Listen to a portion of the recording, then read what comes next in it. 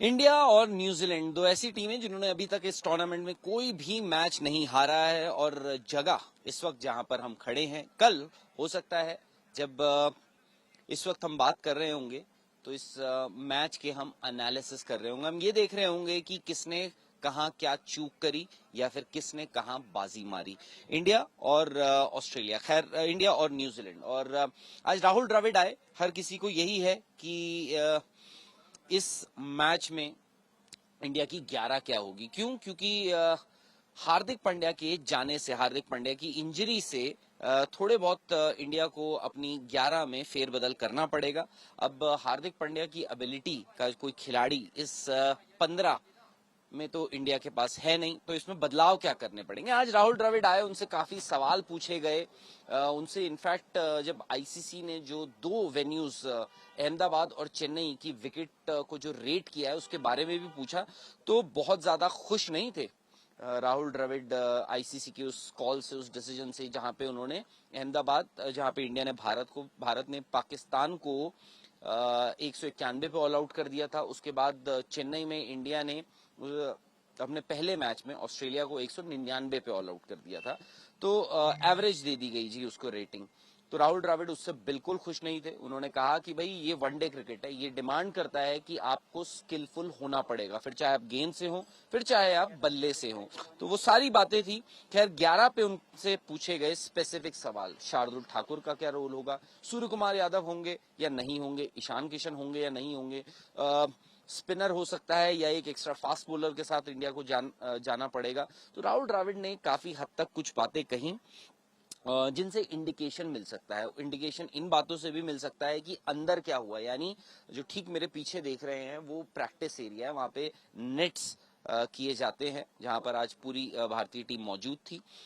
ईशान किशन ने शुरू किया नेट्स, और एक मधुमक्खी के काटने की वजह से उनको नेट्स छोड़ने पड़े। उसके बाद सूर्य कुमार यादव आते हैं और रघु जो थ्रो डाउन स्पेशलिस्ट हैं, उनकी बॉल उनके दाहिने हाथ की रिस्ट पे लगी और उसके बाद उनको भी नेट्स छोड़ना पड़ा। तो ये फिलहाल सिचुएशन थी आज प्रैक्टिस में। बट राहुल द्रविड़ से जब पूछे गए ये सवाल तो उन्होंने कहा कि भाई हार्दिक पांड्या की कमी तो खैर बहुत मुश्किल है पूरी करनी, पर ये है कि अगर आपको या इस इंडियन टीम को ये देखना है कि नंबर लोअर मिडिल ऑर्डर या नंबर 6 पे अगर आपको एक इन्फोर्सर चाहिए जो मैच का रुख बदल सके, जो उस वक्त आकर बल्लेबाजी करे जब आपको तेज रन चाहिए, तो हम सूर्य कुमार यादव के साथ जाएंगे। और अगर हमें एक टॉप ऑर्डर या फिर एक मिडिल ऑर्डर में थोड़ा ऊपर एक ऐसा बल्लेबाज चाहिए जो इस्तेमाल कर सके, उस इनिंग्स बिल्ड कर सके, तो हम ईशान किशन के पास जाएंगे। तो क्या ये हो सकता है कि ईशान किशन 11 में खेल ले? पर आपको ये भी देखना पड़ेगा कि इंडिया का टॉप 4 या फिर टॉप 5 फिक्स है, वो लॉक्ड है। क्यों? क्योंकि आपके ओपनर्स फिक्स्ड हैं, शुभमन गिल और रोहित शर्मा। उसके बाद वन डाउन विराट कोहली खेलेंगे, 4 और 5 पे आपको श्रेयस अय्यर और केएल राहुल ही दिखेंगे। तो ये तो फिक्स्ड है। तो कहीं ना कहीं ये एक इंडिकेशन है कि सूर्य कुमार यादव इस 11 में जो न्यूजीलैंड के खिलाफ उतरेगी उसमें सूर्य कुमार यादव खेल सकते हैं। अब सवाल होता है कि पेसर्स का क्या। इस विकेट पे जो थोड़ी बहुत देख पाए हैं उस पे हल्की सी घास थी शाम तक। अगर वो शाम तक घास थी, उसको उतारने का, थोड़ा बहुत उसको उतारने का प्लान था। यूजुअली होता भी है कि आप घास एक दिन पहले रात में या शाम में आप वो घास उतार देते हैं। टेस्ट मैचेस में अक्सर ये आपने देखा होगा और ये होता भी है। खैर आज भी तकरीबन ऐसा होगा। मौसम बिल्कुल साफ है, फोरकास्ट बिल्कुल क्लियर है, बारिश के कोई आसार फिलहाल नहीं है। और उसके बाद ये है कि काफी हद तक जो 11 में अब आपको ये देखना है कि आपका बॉलिंग अटैक क्या होगा। बॉलिंग अटैक में ये हो जाता है कि अगर आप 3 पेसर्स के साथ जाते हैं या फिर उसके बाद आपके पास 2 स्पिनर्स बचते हैं, कुलदीप यादव और रविंद्र जडेजा, तो आपके पास सिर्फ 5 ही विकल्प हैं गेंदबाजी के लिए। हार्दिक पांड्या वो अलाउंस देते थे इंडियन टीम को जहां पर आप एक एक्स्ट्रा बैट्समैन और एक एक्स्ट्रा बॉलर की वो भूमिका निभाते थे और गेंदबाजी से वो किसी से कम नहीं थे। तो कहीं ना कहीं शार्दुल ठाकुर का 11 में होना थोड़ा मुश्किल दिखता है। अब उनकी जगह रविचंद्रन अश्विन आएंगे या मोहम्मद शमी आएंगे, तो वहां पर भी राहुल द्रविड़ ने कह दिया कि भाई हम तीनों पेसर्स भी खिला सकते हैं, 3 स्पिनर्स भी खिला सकते हैं, पर कंडीशंस देखते हुए ये लगता है कि 3 फास्ट बॉलर्स यानी मोहम्मद शमी, सिराज और जसप्रीत बुमराह उस 11 में दिखेंगे। तो ये फिलहाल आपकी 11 दिखती है ऐसी। उसके बाद विकेट, जैसे मैंने कहा, विकेट भी थोड़ा बहुत पेसर्स को मूवमेंट देगा, तो उस लिहाज से भी काफी हद तक ये 11 इंडिया की तकरीबन बनी दिखती है। ऑफ कोर्स हार्दिक पांड्या की भरपाई नहीं हो सकती है, पर मैदान छोटा है और हाई ऑल्टीट्यूड वेन्यू है, तो यानी रन जो है, स्पेशली जो बाउंड्रीज है, छक्के जो हैं, वो अगर आप मारने जाते हैं तो बॉल यहाँ पे ट्रैवल करेगा, क्योंकि जिस हिसाब से ठंड है और अभी तक जो इंडियन टीम ने खेला है वो खेले हैं ऐसे वेन्यूज पे जहां पे गर्मी है। चेन्नई, अहमदाबाद, दिल्ली, पुणे, यहाँ पर बिल्कुल हालात बदले हुए दिखेंगे आपको। और टॉस जो है, क्योंकि इस वक्त जब हम बात कर रहे हैं, इस वक्त देर रात हो चुकी है, पर शाम में भी यहाँ पर ठंड रहती है और ड्यू जो है थोड़ा जल्दी आती है। मैचेस 2 बजे शुरू हो रहे हैं और ड्यू जो है वो एक बहुत बड़ा रोल और किरदार जो है वो निभाने वाली है। क्यों? क्योंकि टॉस जब भी जो भी कप्तान जीतता है उसके डिसीजन पे ये जो ड्यू है ये काफी उसके डिसीजन पे असर डाल सकता है। क्यों? क्योंकि अमूमन ये होता है कि अगर आपको ड्यू है यहाँ पर, तो इसका मतलब टीम जो टॉस जीतती है वो कोशिश करेगी या वो चाहेगी कि हम पहले गेंदबाजी करें और लाइट्स के अंडर जो है बल्लेबाजी करें। मैं मानता हूं शुरुआत में बॉल थोड़ा हिलेगा सेकंड इनिंग्स में लाइट्स के अंडर लाइट्स, और वो तकलीफ भी दे सकता है, पर अगर आपने वो पीरियड सरवाइव कर लिया तो इस विकेट पर कोई भी स्कोर सेफ नहीं है। पहले बैटिंग करें तो भी आपको बड़ा स्कोर लगाना पड़ेगा। जो राहुल द्रविड़ ने भी बोला कि अगर आप पहले बैटिंग कर रहे हैं इस विकेट पे, तो आपको ये मान के चलना पड़ेगा कि कुछ रन आपको एक्स्ट्रा बनाने पड़ेंगे। क्यों? क्योंकि फ्लड लाइट्स में जब शाम में आप बल्लेबाजी करेंगे तो रन जो हैं वो ज्यादा दिख सकते हैं। तो फिलहाल मेरी तरफ से जो 11 दिख रही है वो ये दिख रही है। बाकी कल मैच में देखते हैं इंडिया अपनी 11 क्या उतारती है, और साथ ही क्या टॉस जो है वो इम्पैक्ट डाल सकता है इस मैच पर, इस मैच के रिजल्ट पर। बहुत बड़ा मैच है और जैसे आप देख सकते हैं मेरे चारों तरफ ये मैदान बिल्कुल सजा हुआ है दुल्हन की तरह। दुनिया का if not the most picturesque venue, definitely it has to be one of the most picturesque venue. क्यों?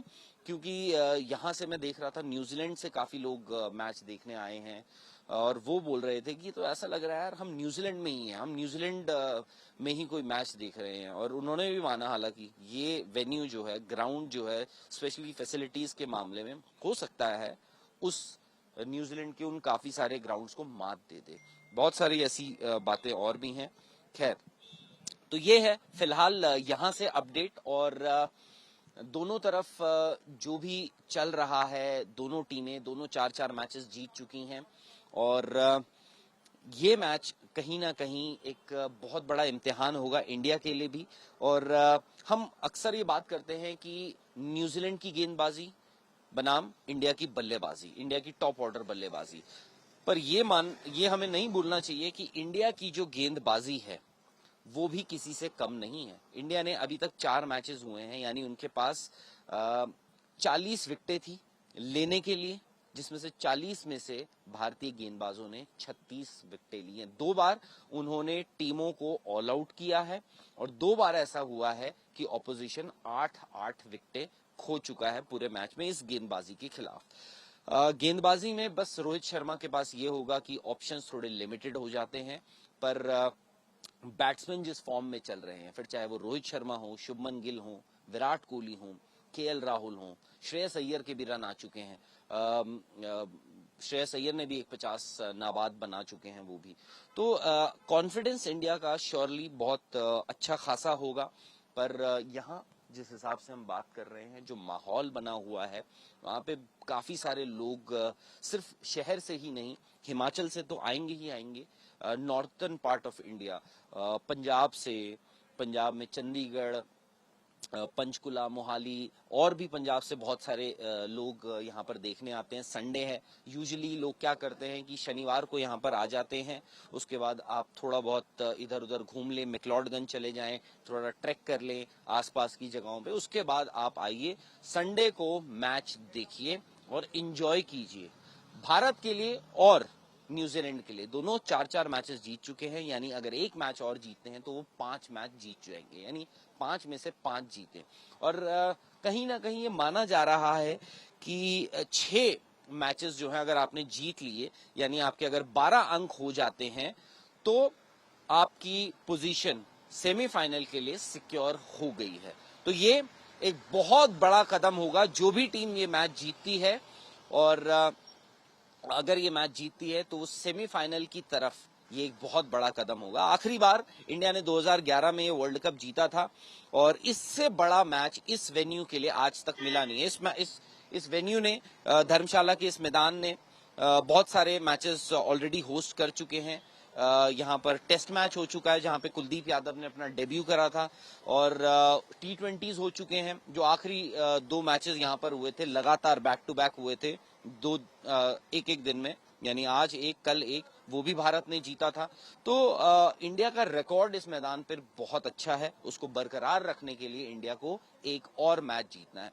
कल यहाँ पर तमाशा होगा, तमाशा मतलब दुनिया भर की भीड़ होगी, ज्यादा कैपेसिटी नहीं है, टिकटों की भी बहुत डिमांड है, और लोग छुट्टियों के साथ इस मैच का भी लुत्फ उठाना चाहते हैं। फिलहाल मैं एक काम करता हूं, क्योंकि मैं आपसे कल दोबारा मिलूंगा, यानी इस मैच के बिल्डअप के लिए, और कल यहाँ से ग्राउंड के ठीक बाहर से देखते हैं कि कितनी भीड़ आती है, क्योंकि सड़कें जो हैं यहाँ पे बहुत ज्यादा चौड़ी नहीं है, तो इसलिए क्या होता है कि ट्रैफिक जो है काफी हद तक दूर तक रोक दिया जाएगा, और उसके बाद शुरू होगी लोगों की पद यात्रा, यानी पैदल मार्च। तो अब सिचुएशन ये है कि ऐसा मुकाबला जिसके लिए हर कोई एंटिसिपेट कर रहा था। वहां एक तरफ होंगे ट्रेंट बोल्ट, बाएं हाथ के तेज गेंदबाज, जिनको कंडीशंस रास आएंगी, विकेट रास आएगा, साथ ही टिम साउदी की वापसी की भी कयास लगाई जा रही है, और दूसरी तरफ Matt Henry. I think Matt Henry कहीं ना कहीं ओवरशैडो हो जाते हैं इन 2 बड़े नामों के बीच, टिम साउदी और ट्रेंट बोल्ट के बीच, बट मैट हेनरी जो है, हो सकता है कल टॉम लेथम जो उनके कप्तान हैं, उनके हुक्म के इक्के निकल जाएं, पर भारतीय टीम के जो बल्लेबाज हैं उनसे उनको पार पाना पड़ेगा। और जिस फॉर्म और कॉन्फिडेंस में इंडिया के बल्लेबाज हैं और गेंदबाज हैं, बहुत मुश्किल होगा न्यूजीलैंड को भी ये मैच जीतना। न्यूजीलैंड, याद रखिए, पिछले 20 साल में जितनी भी आईसीसी टूर्नामेंट्स खेला है, उसने कभी भी भारत से मैच कोई भी हारा नहीं है।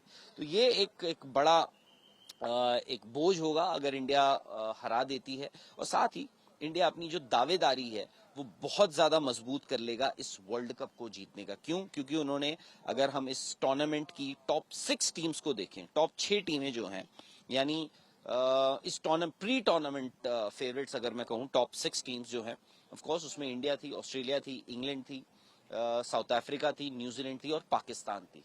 इनमें से अगर इंडिया ने ऑलरेडी, देखिए, ऑस्ट्रेलिया को अपने पहले मैच में हराया है, उसके बाद पाकिस्तान को भी हरा दिया, ये तीसरा मैच अगर न्यूजीलैंड के खिलाफ इंडिया जीत जाती है, तो ना कि सिर्फ एक बहुत बड़ा बोझ उठेगा भारतीय टीम के कंधे से, जो 20 साल पुराना जो मैंने रिकॉर्ड बताया जो उनके अगेंस्ट जाता है इंडियन टीम के, ना कि सिर्फ वो बोझ हटेगा, बट भारत अपनी दावेदारी इस वर्ल्ड कप को जीतने के लिए और ज्यादा मजबूत करेगा। क्योंकि 2011 में वो वर्ल्ड कप जीता था, भारत ने अपनी ही सरजमीन पे जीता था। उसके बाद से अगर जो 2 वर्ल्ड कप हुए हैं, 2015 और 19, आपको याद होगा 2015 ऑस्ट्रेलिया ने जीता था और 2019 इंग्लैंड ने जीता था। पर भारत के लिए बात यह है कि दोनों जो वो वर्ल्ड कप हुए थे आखिरी, उसमें जो फाइनलिस्ट टीम थी यानी न्यूजीलैंड, मुकाबला उसके साथ है। तो खैर क्रिकेट मैदान पर क्या होता है वो कल देखेंगे, पर क्रिकेट के मैदान के बाहर क्या होता है वो मैं आपको दिखाऊंगा धर्मशाला से लाइव। कहां पर? स्पोर्ट्स तक पर। फिलहाल इजाजत दीजिए। मैच से जुड़े आपके हर सवाल का हम देंगे जवाब। जानने के लिए हर update, live analysis, special interviews download कीजिए स्पोर्ट्स तक ऐप।